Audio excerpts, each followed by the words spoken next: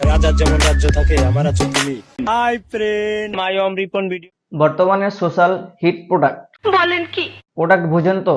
রিপন মিয়া হলো এমন একটি সোশ্যাল প্রোডাক্ট, যে প্রোডাক্টটা আপনার মার্কেটে ভ্যালু না থাকলে ভ্যালু তৈরি করে দিতে পারবে। এটাই বাস্তব। বলতে পারেন ভিউজ বিজনেস।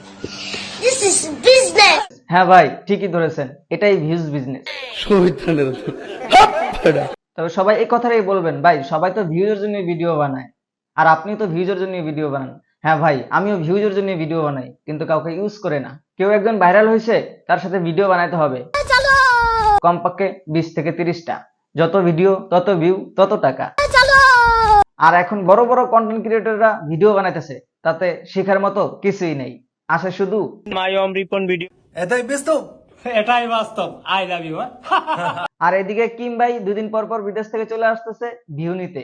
আর এই ভাই যখন থেকে তার পেজে রিচ কমে গেছে, লাগা বাংলাদেশ ট্যুর। আর এই বছর তো সে বিদেশ থেকে বাংলাদেশে আইসা সোনার হরিণ পেয়ে গেল, আমাদের রিপন মিয়া। রিপন মিয়া is social hit product.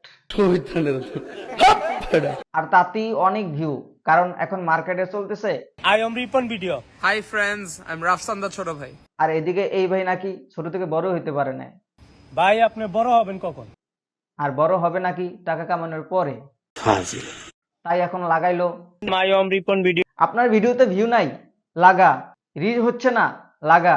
My Om Ripon video. একটা সত্যি কথা হলো, রিপন মিয়া তো অনেক আগেও ভাইরাল হয়েছিল, তখন তার সাথে কেউ ভিডিও বানানো না কেন?